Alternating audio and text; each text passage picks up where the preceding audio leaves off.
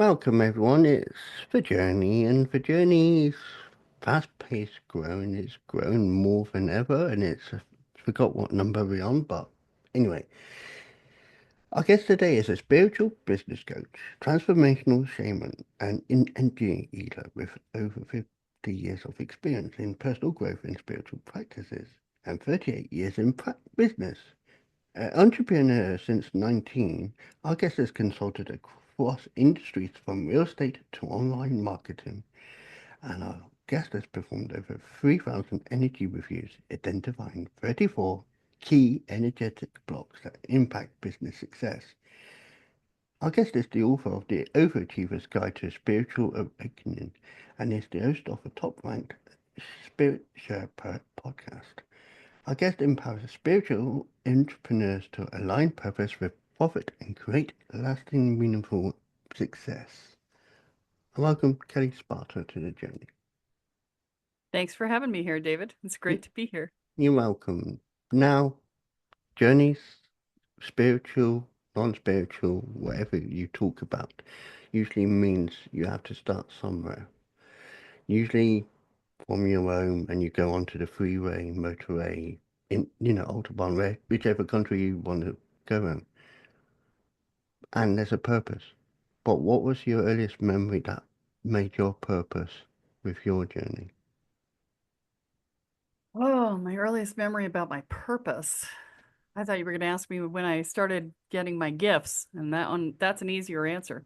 Well, you Um, can answer that accordingly. You can. okay, so my mother said I was talking to ghosts in my crib. So she had been psychic when she was a child, and she had gotten scared of it and turned it off. And she was absolutely committed to the idea that that was not going to happen to me. So from a very early age, she was training me in spiritual development, personal growth, religious practices, occult practices, you name it. We studied it. Seth Ramdas, Abraham Hicks, J.C. Knight, all of the things, right? She would have tape cassettes coming to my house and we would listen in the evenings. And so I was doing self hypnosis by the time I was 10. I was reading tarot cards by the time I was 12. We were doing psychic development classes. I mean, just all sorts of stuff, right? And so this isn't really what I do, it's who I am at this point because it's just in my bones, right? So, when you think about the purpose, I actually know the moment that the purpose showed up for me now that I think about it, because I was like, oh, wait.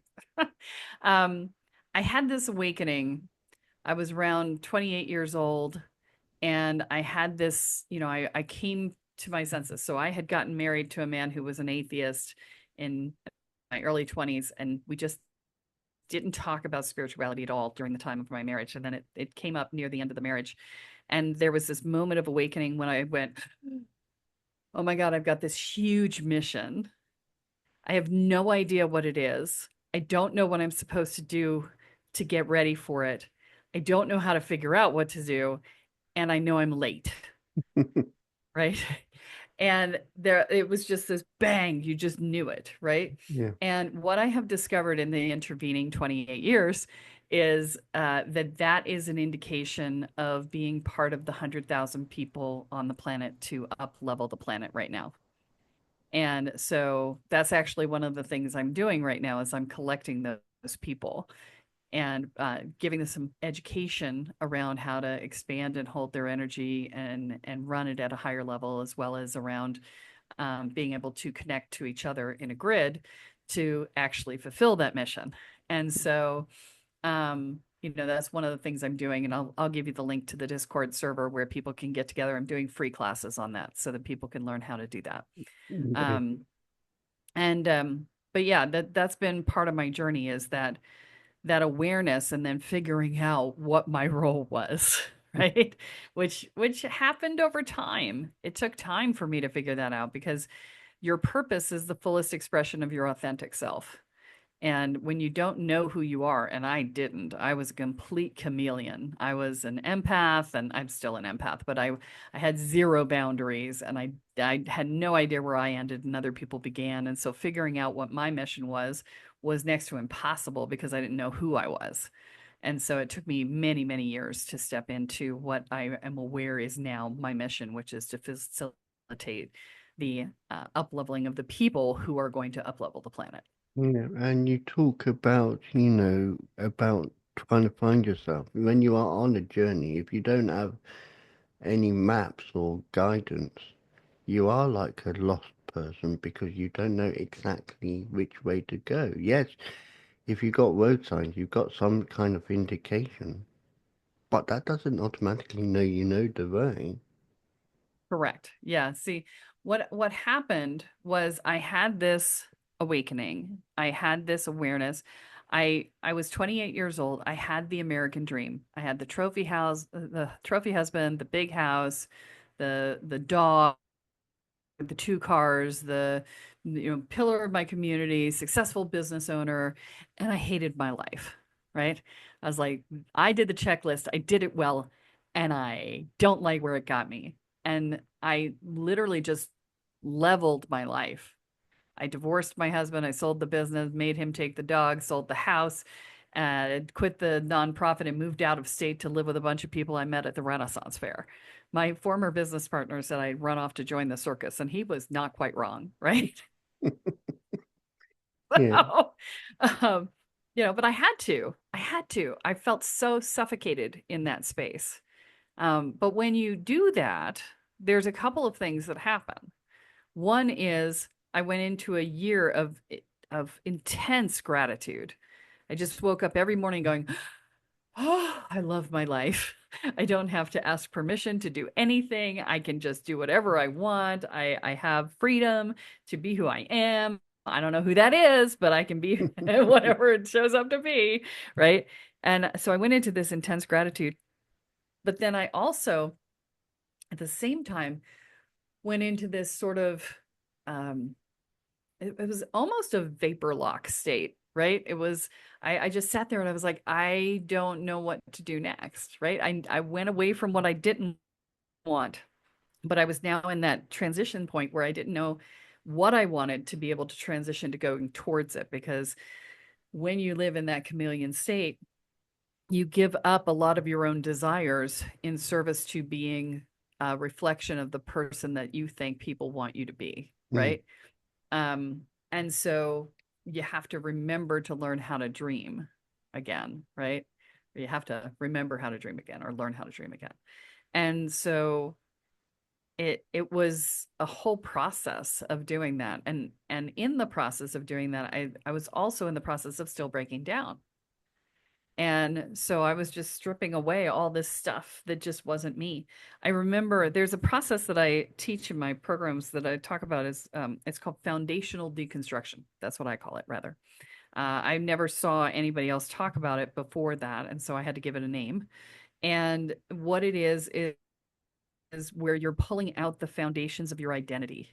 And you can do it at various and sundry levels, right? So most people do it, a brick here, a brick there, whatever. And so the entire foundation is not destabilized.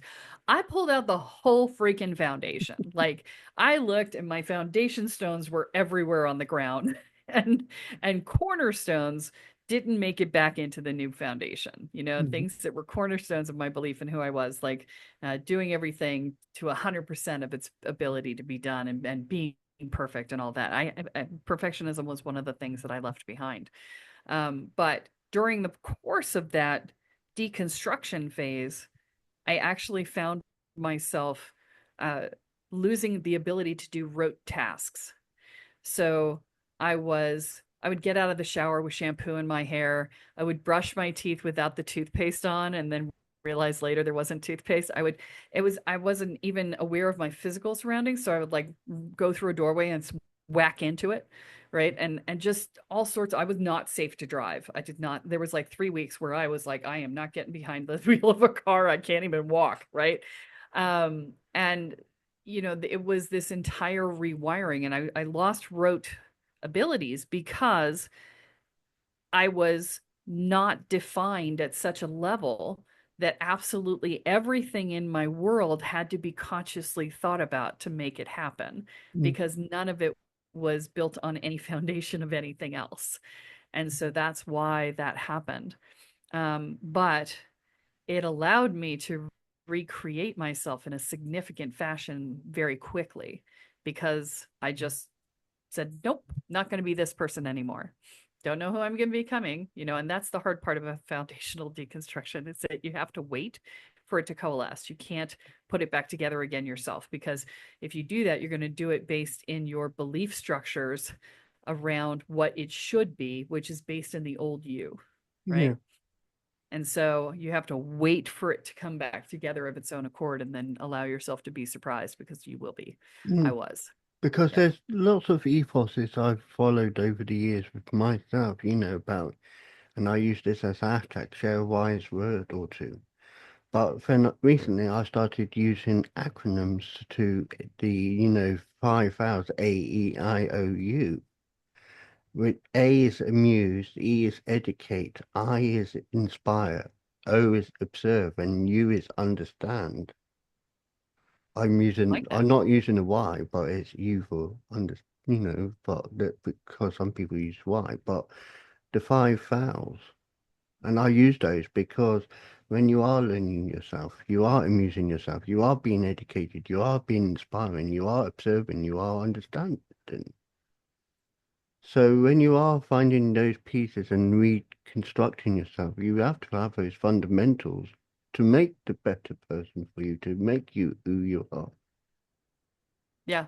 Well, and I think part of it when we're doing this, so my friend Kathy has this beautiful metaphor to talk about the healing and evolution process.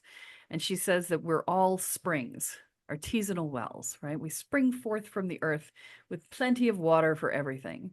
And over the years, we get things placed on top of us and we assume garbage from the world and the garbage just fills and fills and fills the well until it no longer springs forth and eventually it fills it enough that it tamps it down and now the only thing in the well is the rainwater that comes down Mm, and so you begin to believe that you are the rainwater and not the well. And that's when you start to think you're limited to because, if it didn't rain in a while, it gets low. And if it rained a lot, then it's better. And okay, this is who I am, is this up and down, and that's all it is. And the part of the work is remembering that you are the spring and that the well water is irrelevant, right? mm, And then the other part of the work is digging all the garbage out of the well, right? And so, in a lot of ways, you don't decide who you are. That's why you have to let it coalesce, is because you are already the well. You're just remembering what it's like to be the well, and you're allowing the well to come and inform who you are. And that's a embodied process, not a thought-based process, right? And so, um, in a lot of ways it's one of the more challenging things that people do in this work because it requires patience, which almost none of my people have. I didn't either. And it also requires um, the willingness to be in an unknown state for an unspecified period of time, and that can be challenging to people who are the people I work with and they're the people you work with are always going to be a reflection of you. Okay. So I'm a very stubborn, very reality focused, very mm, solid engineer brained person, right? mm. And I'm operating in a very intuitive field, a very embodied state. And so, it's forced me to come into balance on this. But in the beginning of my journey, which is where this all was happening, um, I had a more difficult time being in that embodied state and being in that state of non-definition because in my life to define things was to keep myself safe. To control things was to keep myself safe. And I wouldn't have been able to tell you at the time that safety was my primary factor that I was looking for, but it absolutely was.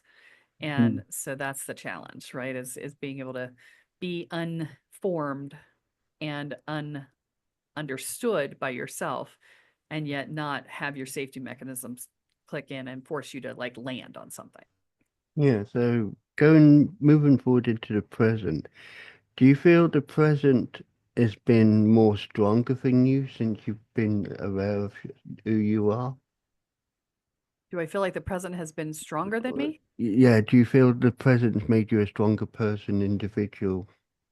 Ah, Yes, everything I've done has made me a much stronger individual in ways that you wouldn't expect though. So we think of strength when you're at the beginning of your journey, and you can see my last name is Sparta, right? So when I got divorced from my first husband, I was significantly in my warrior self. And so I took the pen name that I had been writing under and made it my legal name, which was Sparta, because I didn't want to keep his name and I didn't want to go back to being the person I had been before. And so, we're in that sort of warrior state, and in that warrior state, you think that strength is about physical strength. Mm. And then you think it's about emotional strength. And then you realize that emotional strength isn't emotional strength, because when you think emotional strength, you think it's the ability to handle your emotions and manage your emotions and structure and not allow them to right? It's all about control. But when you get to a certain level, you start to recognize it's not about strength, it's about resiliency. It's about the ability to feel your feelings and not have them run you over. It's about the ability to look at your triggers and be able to work your way through them rather than trying to shove them down and give them a death grip and hold them in place and say, you won't bother me, right? Which is what the earlier definition of strength was. Yeah. And at this stage, and it's for sometimes the strength is about, oh, I can overcome on the spiritual. It's like I can overcome anything that might battle me, right? And the biggest bad in the room, right? And to a certain extent, that's necessary when you've got entities that might be coming in your direction. But in the end result, at this point in my life, the strength comes from a place of I know who I am. I know what's true for me. I know that I am sacrosanct at any moment, and that anything that I allow through is something I allowed through. So if I allowed an attack to happen, there's a reason for that. And then I look at that and I go, okay, well let me revoke that reason, right? I don't have to overcome the thing that's attacking me. I just have to release the reason, right? And revoke permission. And so it's a very different layer of strength at this stage in my journey. And it's not about being able to survive things or beat things. It's about remembering who I am, and allowing the other side of that is you remember who you are, but you also have to allow other people to be who they are Mm. and to not be attached to what you thought that was going to be, That makes sense. right? Yeah. So obviously we go many places. Did you ever find when you was on your journey, even now, do you find it difficult to go to places because of how people's perceptions are, or do you feel happy going into the place knowing that they are comfortable with what you do? So, am I comfortable going into places where Yeah, people are not comfortable with me? yeah. Yeah. Well, having just lived in Richmond, Virginia, I can tell you definitively, I was fine. It was a very interesting place to live. I now live in Boquete, Panama, but I am out of the spiritual closet everywhere I go. And in Richmond, it was a unique experience because it is both the most haunted place I've ever been in my life. Everybody had a ghost story for me, and they weren't ever telling anybody else. They were only telling me. They're like, nobody else knows. I'm like, you need to talk to each other because you guys are all haunted. Anyway, the I would walk into a room and half the time I would get, "Oh, you're a shaman? That's so cool. Talk to me about it." And the other half the time I would get, "My pastor says that's of the devil." And I'm like, "Okay, but just for the record, the devil is a Christian construct. He's part of your pantheon, not mine. Do I believe he exists? Yeah. Do I have anything to do with him? No, not part of my pantheon." And they didn't know what to do with that. But And it's, knowing I'm not far away from where you said you were, it's just, I'm still yet to discover certain elements. Where I am is good because I'm near, I forgot what they call it, but I'm near a war enactment. you're in, well, war enactment. Yeah, I forgot they do, Near they, Gettysburg or something? no, it's Pamplin. Where? I'm near Petersburg. Petersburg. Oh yeah, you're right around the corner from where I used to live. Yeah, so we're just down the Yeah, road from Richmond. But super haunted. so be it. But There the you go. fact but the fact is, I'm still learning about where I am because Yeah. obviously I'm on the cusp of Petersburg stroke Dinwiddie. So literally, if you go into Petersburg, you've got the cross line where, as I always call it, and I'm not saying this is a sponsor or endorsement, so it's not me endorsing it, but I'm on the cusp where the Dominion Energy building is. I'm just Oh, near okay. there. Yep. Yeah, there's And a thriving spiritual community in the Richmond area. It's a very nascent one. It's a lot of people who are trying to learn themselves, and then they try to teach other people what they think they understand, which sometimes they do and sometimes they don't. And so, the thing that was a problem there is that there's a lack of elders in the community. Um, and so, they're all just trying to figure it out, and they're doing the best they can. and it's about them learning as well, because obviously, if got nothing, you have to start somewhere. Right. Absolutely. Yeah. And that's where the signpost will be more apparent for them because that is part of their journey, because that's their way, and they got to go off the beaten track to. And I'm not saying that's in the case intentionally, but you got to go off the beaten track to actually make it back onto the track. Yeah. So going into the future, and you can talk about your Discord as well now, and obviously your book and podcast. Talk us Yes. through, what you doing for the future, including the podcast, etc. Yeah, so I've got my podcast, which is called Spirit Sherpa. There are 400 episodes on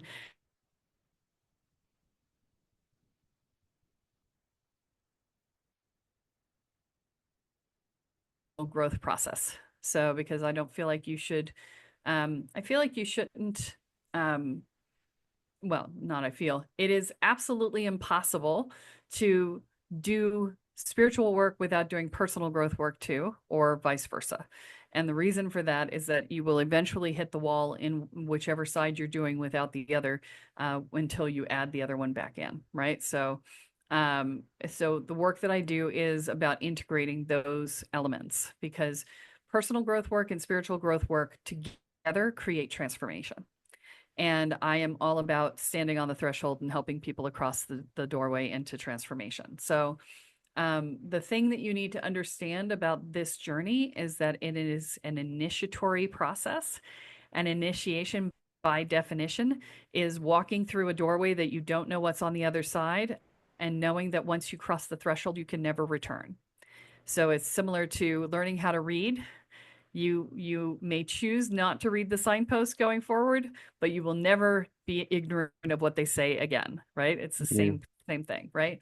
And so the journey is a journey of self-evolution. And so that's the work that I do. And I have my podcast, Spirit Sherpa, where I do that. And that's how people generally get to know me. And then I've got several programs that walk people through all the stages that they need to get through in order to come to full personal sovereignty. And I can take them through those stages in about 2 years. And that's about 25 years worth of personal growth work and about 10, 15 years of energy training in that 2 year section. And why can I do it that fast without blowing people up? It's because 98% of the work is in figuring out what you need and who has the thing that will work for you. And I just take that 98% out and just leave the work for you and walk you through the process. So those are my programs. And then I have my book, which is a 30,000 foot overview of the spiritual growth process. Talks about the 38 common blocks that people on a spiritual path have. Nobody has all of them. And um, and then the spiritual evolution processes and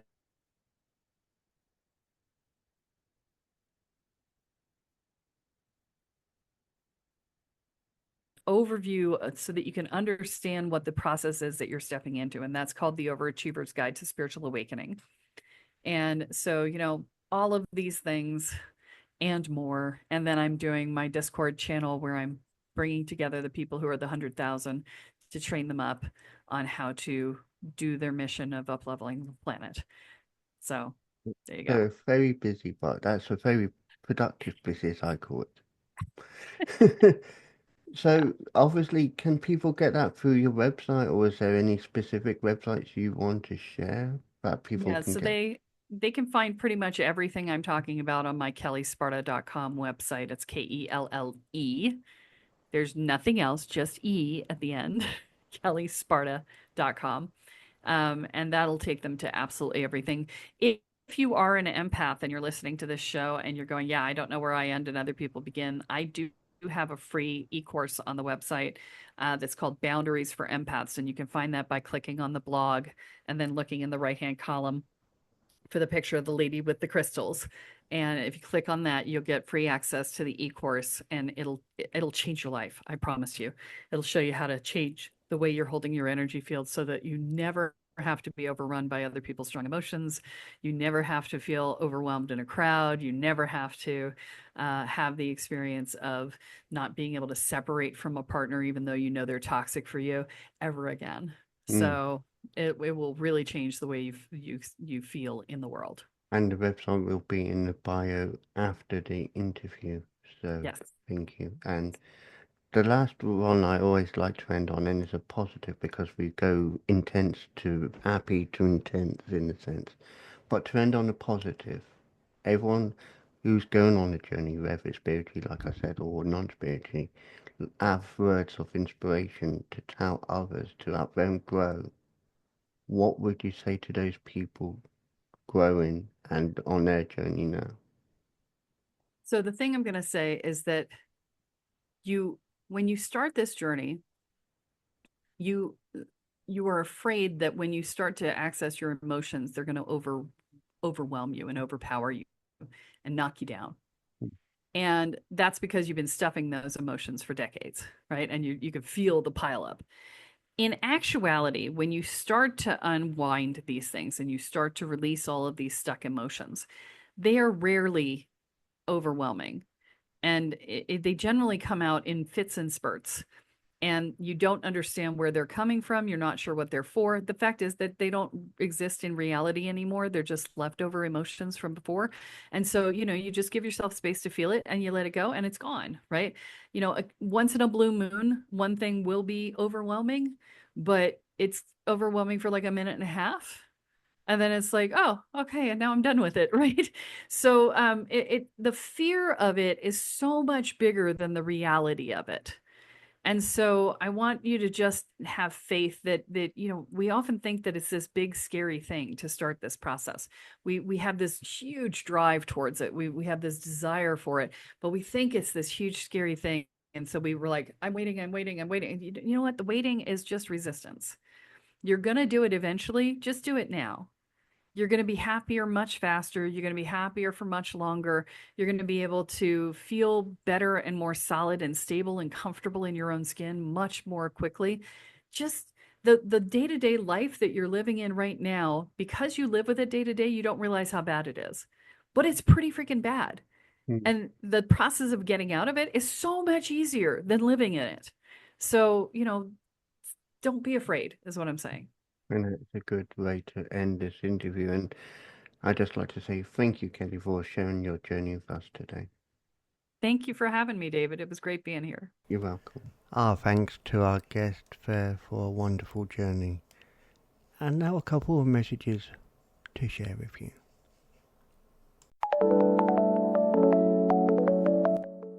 Hello, I am Ammie Harrison. I'm the author of the book Feline Warrior Part 1 and Part 2, a fictional story that is written in a poetic format that is based on real-life events that could happen to anyone and intended only for relatable purposes. This story claws into Catgirl's past abuse. Catgirl is human and part feline, but truly a warrior who can handle anything because she is strong and fierce. She has been taken advantage of for far too long. Join her on her journey as she reaches freedom. Here are some poems from Feline Warrior. Tears flow. I no longer know what to do. I am no longer who I once was, and it is because I made a choice to use my voice, and that is okay, because what I had to say was true, unlike me and you. Now I see I am free, I am me. I am Catgirl. Ultimately, be you. Always stay true. Do what you want to do, because every day is made new. If you want to read more, visit the link in the description. Meow at you later. Music by Erica R. from Pixar Bay. By Tim Parsons. The narrator is Kate Barton. Director and producer, Darren Street. Tim Parsons would like to thank family and friends for their support with the paramedic Chris venture. The series is dedicated to the memory of his father, Reverend David Parsons. Copyright Tim Parsons 2020, all rights reserved. Unauthorized use, copying or sharing of this audiobook is strictly prohibited. This has been a Voice Reel studio production for Tim Parsons. Oh, good afternoon, everyone. I've just been listening to the Paramedic Chris children's books on audio again, and I just love it because they've given a tribute in one of them to my dad as well, who passed away a few years ago. I love audio books, and it's great to walk around, and it's great to sit at the computer, if you're out jogging or wherever, to listen to them as well. All 4 of the Paramedic Chris children's books are available on audio book from Amazon. Go and take a listen to them. You won't be disappointed. You'll hear what happens when a community pulls together and supports one another. The best thing is to pop over to my website, paramedicchriskidsbooks.org, and you'll see the links on the shop page. Keep safe, everyone, and thank you for being you.